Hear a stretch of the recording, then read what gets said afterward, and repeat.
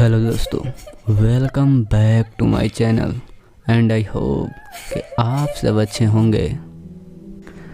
इस चैनल पर मैं आपके साथ हुए क्रीपी एंड हॉरर स्टोरी को एक्सप्लेन करता हूँ एंड आपको भी अपनी स्टोरी मुझे सबमिट करना है तो मैं डिस्क्रिप्शन में अपना जीमेल आईडी दिया है, आप उस पर अपनी स्टोरी मुझे सेंड कर सकते हैं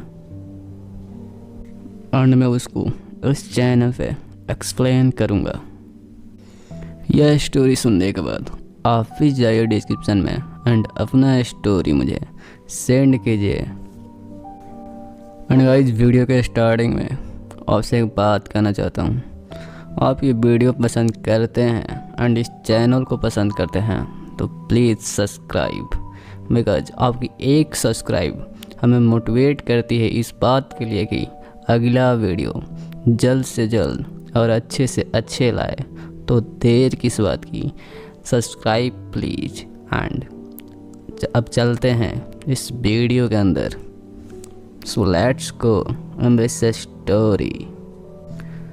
today I am explain a mango tree, because यह पेड़ कोई आम पेड़ नहीं है, यानी कोई नॉर्मल पेड़ नहीं है, बल्कि एक ये भूतिया पेड़ है। बिकॉज इस पेड़ पे प्रेत आत्माओं का बसेरा है एंड ये कहानी कोई एक गांव की नहीं है, बल्कि ये कहानी करीबन 7 से 8 गांवों के बीच मौजूद एक पेड़ की कहानी है। एंड गाइस, वीडियो में आगे चलते हैं इससे पहले एक वर्ड को आपके साथ एक्सप्लेन करते हैं, बिकॉज यह कहानी पूरी तरीके से इसी वर्ड पर बेस्ड है। गाइस, आप लोग तो सुने होंगे चावरा। चावरा के मतलब यह होता है कि एक ऐसी जगह जहाँ पे आसपास कोई गांव ना हो, मतलब कुछ दूर तक, जैसे 3-4 किलोमीटर तक कोई गांव ना हो, बस खेत ही खेत हो। एंड गाइस, यह कहानी जिन्होंने मुझे सेंड किए हैं असल में उनके दादाजी की कहानी है। समय मई महीने की थी एंड मई महीना जो होता है वो खेती का होता है, मतलब गेहूं की कटाई होती है उस समय में। एंड दादाजी जो थे वो सुबह में 10 बजे निकले घर से कि चलते हैं और अपने खेत देख कर आते हैं कि फसल कैसी हुई है एंड उसके बाद से अगर सही हुआ तो हम भी अपने अब काट लेंगे, क्योंकि सारे लोग काट रहे हैं एंड अब टाइम भी निकलते जा रहा है, क्योंकि मई महीने जो होती है वो आखिरी महीने होती है कटाई के लिए। एंड उसके बाद से उसको दबा कर उसको भूसा अलग एंड गेहूँ को अलग कर लिया जाता है, बिकॉज अगर लेट होता है तो बारिश आ जाती है एंड बारिश आने की वजह से सारी फसल बर्बाद हो जाती है। इसीलिए दादाजी सुबह 10 बजे के करीब घर से निकल गए। एंड चावरा जो होता है उसमें जाने के लिए कोई भी सुविधा नहीं होता है, जैसे कि कोई भी बाइक नहीं ले जा सकते हैं और ना ही कोई साइकिल से भी जा सकते हैं। जिसको भी जाना होगा वो पैदल ही जाएगा, इसीलिए दादाजी भी ने पैदल ही गए थे। एंड जो खेत जो है वो मतलब काफ़ी दूर पर है, तो दादाजी गए खेत में एंड अब खेत तक पहुंच चुके थे एंड अपने फसल देखने शुरू कर दिए। एंड इस बार की फसल जो थी वो काफ़ी अच्छी हुई थी एंड खेत जो था वहाँ पे उस एरिया में मतलब 3 जगह पे था, मतलब कुछ यहाँ पर है तो कुछ जगह मतलब थोड़े देर दूर पे और है, जैसे कि मान लीजिए एक ए पॉइंट मान लेते हैं, एक खेत यहाँ पर, एक बी पॉइंट पर है एंड एक सी पॉइंट पर है, और डिस्टेंस मतलब काफ़ी है, जैसे 500 मीटर के दूरी पर है एंड कोई खेत 1 किलोमीटर दूरी पर है। इसी तरह मतलब डिस्टेंस था। तो एंडारी बारी बारी से सब में जाते हैं एंड देखते हैं। एंड इस बार की फसल जो थी काफ़ी अच्छी हुई थी एंड इसीलिए दादाजी खुश भी थे। बट वह होता ये है कि दादाजी घूम बहुत लिए थे, मतलब थक गए थे अब। एंड पूरी चावरा में मतलब उस 7 से 8 किलोमीटर स्क्वायर एरिया में बस एक ही पेड़ था, जिसको वहाँ के लोग अकेलवा बोलते हैं। मतलब अकेलवा नाम है उसका, मतलब अकेलवा आम नाम है। एंड वो वृक्ष जो है मतलब काफ़ी बड़ा है, मतलब बोल सकते हैं कि उसके नीचे करीबन 80 से 90 लोग आराम से बैठ सकते हैं। एंड वहाँ पर कोई फसल नहीं होती है, वो उसको ऐसे ही छोड़ दिया गया है।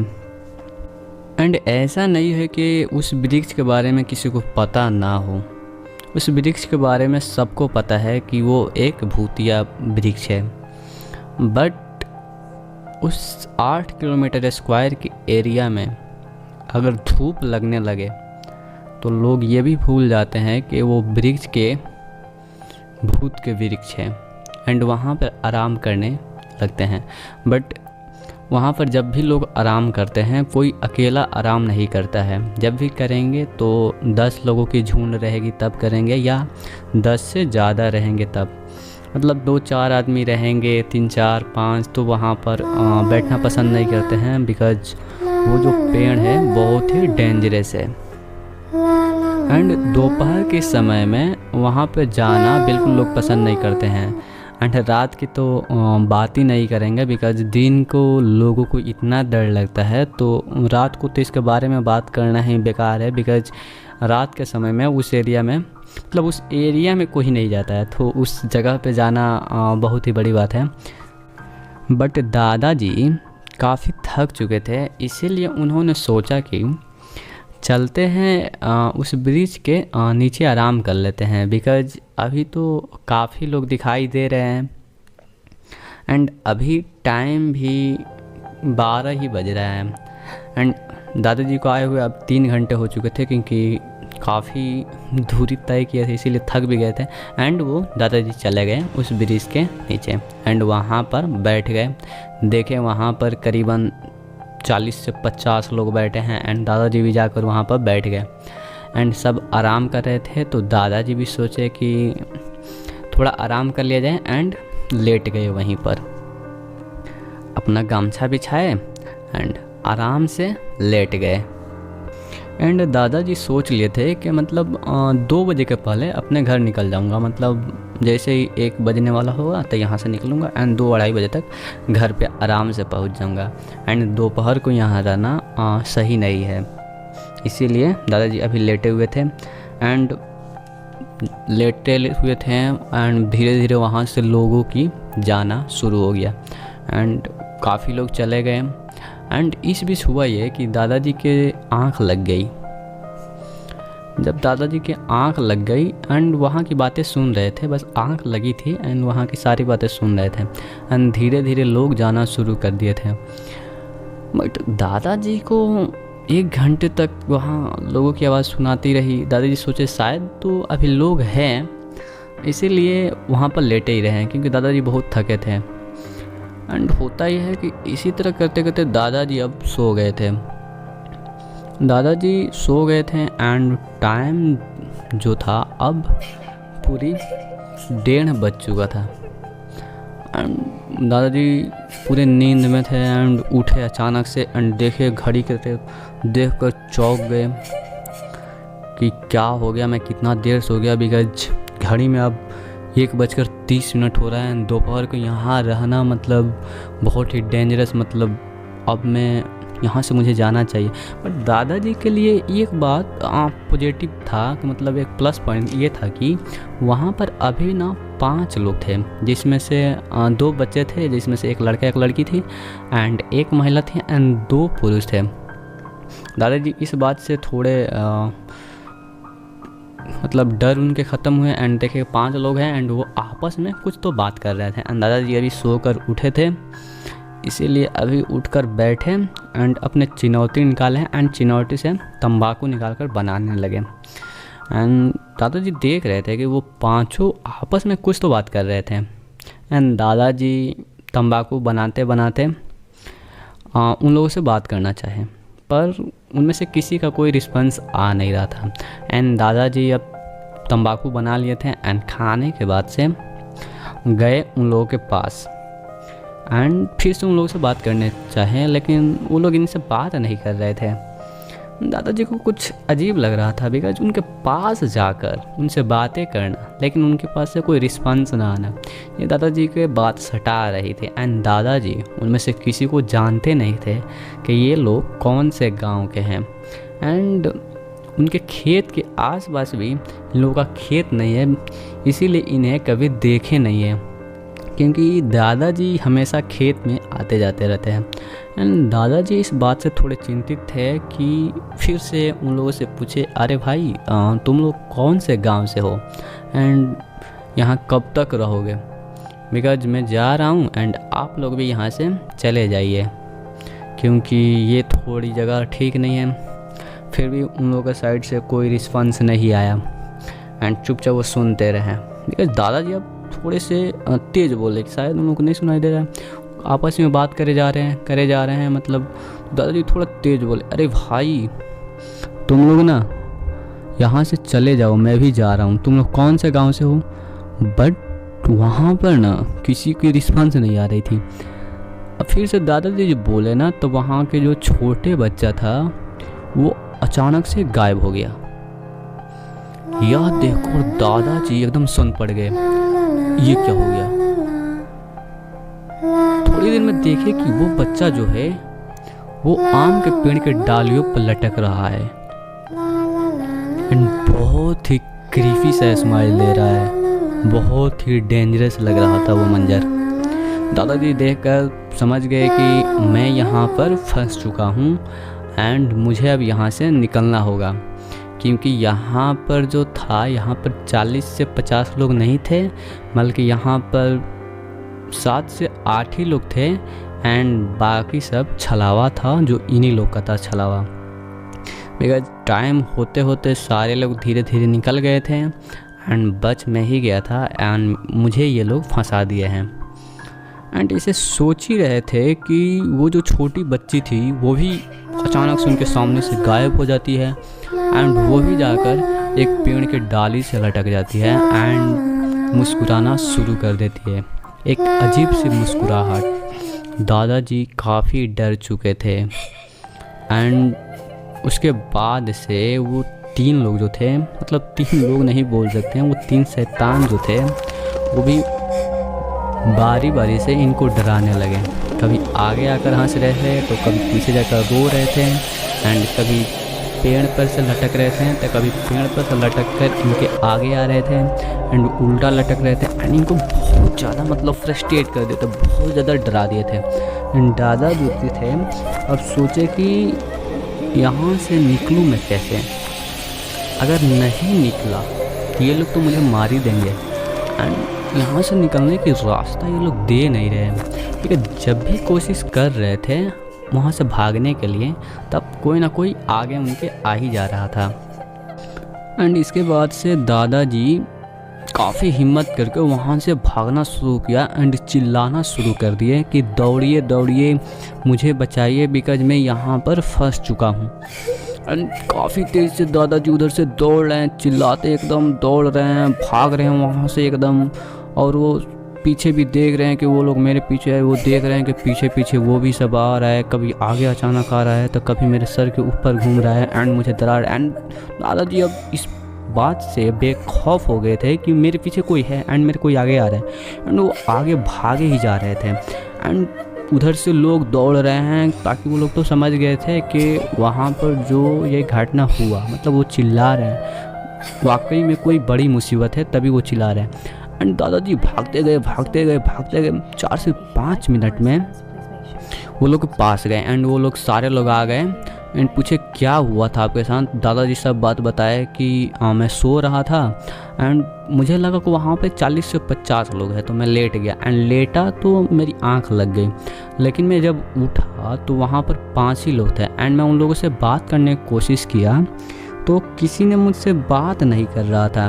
एंड मैं जब उनके लोग के पास गया, मतलब उन लोग के पास गया एंड पूछा कि आप लोग कहाँ से हैं, आप लोग यहाँ से चले जाइए, तब तक कि अचानक से उसमें से जो छोटे बच्चा था वो गायब हो गया। और मैं ये देखकर तो समझ गया था कि यहाँ पर कुछ गड़बड़ है, बट धीरे धीरे सब गायब हो रहे थे, पेड़ पे जा रहे थे, कभी मेरे आगे आ रहे थे, हंस रहे थे, रो रहे थे, मुझे बहुत ज़्यादा डरा रहे थे। एंड मैं भागने की जब कोशिश कर रहा था तो वो लोग मतलब मेरे को भागने नहीं दे रहे थे। एंड मैं बहुत हिम्मत करके यहाँ से भाग कर आया हूँ एंड आप लोग को इसीलिए चलाया। सारे लोग समझ गए थे कि मतलब दादाजी के साथ क्या हुआ होगा, बिकॉज सबको पता था कि उस पेड़ पर कैसा मतलब शैतान की साया है। एंड वहाँ पर कोई एक शैतान नहीं रहता है, बल्कि एक शैतान की झुंड रहती है। एंड उसके बाद से दादाजी को वहाँ पर बैठाए लोग एंड पानी वानी पिलाए एंड बोले कि अब ना एक काम कीजिए, आप अपना अपने घर चले जाइए अब। एंड दादाजी उसके बाद से घर आए एंड घर आने के बाद से घर वालों को भी बताए कि खेती में जो फसल है वो तो अच्छा है। एंड मुझे काफ़ी लेट हो गया क्योंकि मैं वहाँ पर आराम करने लगा, बट मैं जब आराम कर रहा था तो मेरे साथ ऐसा घटना हो गया। एंड मैं आज बहुत मुश्किल से बचा हूँ, बिकॉज वो लोग तो आज मुझे मार ही देते। एंड वहाँ पर लोगों ने मेरे को बचाया एंड इसीलिए मैं इतना लेट से भी आया हूँ और मैं अभी भी थोड़ा बहुत डरा हुआ हूँ। घर वालों ने दादाजी को पानी वानी पिलाया फिर से एंड उनको आराम करने के लिए भेज दिया। एंड वो आराम कर रहे थे एंड मतलब वो जिस जगह पर थे वहाँ पर 2-3 लोग बैठे थे कि दादाजी को अब डर ना लगे। एंड दादाजी इस बात से चिंतित थे कि आज जो मेरे साथ हुआ वो किसी के भी साथ हो सकता है, बिकॉज उस सब शैतान ने जो छलावा क्रिएट किया था उससे कोई भी भ्रम में पड़ सकता है। इसीलिए जो भी दादाजी से अब मिलता है तो ये कहानी ज़रूर बताते हैं कि कैसे उन लोगों ने क्रिएट किया था छलावा एंड मुझे फंसा दिया था। बिकॉज वो सोचते हैं कि जो मेरे साथ हुआ वो किसी के साथ ना हो, इसीलिए सबको बताते फिरते हैं। एंड गांव में सबको पता चल गया था उस एरिया में कि अगर कोई 40-50 लोग हैं एंड उन लोगों को नहीं जानते हो तो वहाँ पर बैठना मतलब अपने जान की कीमत लगाना होता है। एंड जान की बाजी लगाना किसी की अच्छा नहीं लगता। इसीलिए अब जब भी वहाँ लोग जाते हैं एंड किसी को नहीं जानते हैं तो बैठते नहीं है, क्या पता वो छलावा हो एंड उनको भी फंसा दे। बिकॉज मैं इतना ही कहना चाहूँगा आप लोगों से कि आप लोग भी अगर जानते हो ऐसे पेड़ ऐसे जगह जहाँ पर इन आत्माओं का बसेरा हो तो वहाँ पर मैं तो कहूँगा कि ना ही जाए तो अच्छा है। एंड कभी फंस जाते हैं तो अकेले तो कभी नहीं कहूँगा कि जाने के लिए। एंड कभी आपकी झुंड है उसमें फंस जाते हैं तो एक बात की तो गौर करना ही चाहिए कि वहाँ लेटना नहीं चाहिए। मतलब थोड़ी देर तो 10 मिनट 5 मिनट रुके चलता है, पर वहाँ पर लेटना नहीं चाहिए। क्योंकि जो घटना दादाजी के साथ हुआ वो घटना किसी के साथ भी हो सकता है। एंड शैतान जो होते हैं वो किसी के होते नहीं हैं, वो सबके दुश्मन होते हैं। बिकॉज उनको एक ही चीज़ पता होता है कि इंसान की शरीर से ब्लड को अपने अंदर ट्रांसफर करना। एंड गाइज ऐसी जगहों पर ना जाए एंड आपके फैमिली मेम्बर में जो है उनको भी मना करे कि ऐसे जगहों पर नहीं जाना चाहिए। बिकॉज ये असल में होते हैं, ऐसे ही कोई कहानी नहीं बन जाता है। बिकॉज ये बीता हुआ होता है तभी मतलब कोई कहानी बनाता है, ना कि ऐसे ही कोई क्रिएट कर दे। अचानक से किसी चीज़ को क्रिएट करना इतना आसान नहीं है। इसीलिए आप समझिए कि ये होते हैं एंड ऐसी जगहों पे ना जाइए एंड अपने फैमिली मेम्बर को भी बचा कर रखिए एंड आप भी अच्छे से रहिए। एंड गाइस मैं अभी तक बताया नहीं कि ये कहानी किसने मुझे सबमिट करी है। बिकॉज पिछले कुछ वीडियो में भी मेरे से वो बताना मिस हो गया था। तो एंड इस वीडियो में मैं बता देता हूँ, जिन्होंने मुझे कहानी सबमिट की है उनका नाम शकील है। एंड वो घटना उनके दादाजी के साथ हुआ था। एंड ये कहानी बहुत ही दर्दनाक थी। एंड जाने के पहले फिर से आप लोग से एक बात कहूँगा, प्लीज़ सब्सक्राइब कर दीजिए अगर वीडियो अच्छी लगती हो आप लोगों को इस चैनल पर तो। एंड वीडियो को लाइक भी कर दीजिए एंड कमेंट करिए ज़रूर। एंड अपने ऐसे दोस्तों को सेंड भी कीजिए जो मतलब देखना ऐसा सुनना पसंद करते हो कहानी। एंड सो गाइज, वीडियो आज के यहीं तक एंड मिलते हैं अगले वीडियो